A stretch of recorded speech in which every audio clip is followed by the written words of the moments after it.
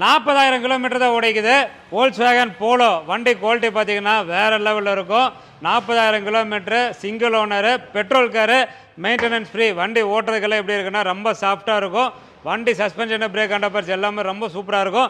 பாடி quality பாருங்கள் எந்த அளவுக்கு சூப்பராக இருக்குன்னு பாருங்கள். டயர் பார்த்தீங்கன்னா ஆல்மோஸ்ட் உங்களுக்கு 60-70% கண்டிஷனில் இருக்குது. பாடி குவாலிட்டியெல்லாம் ரொம்ப நல்லா இருக்குங்க.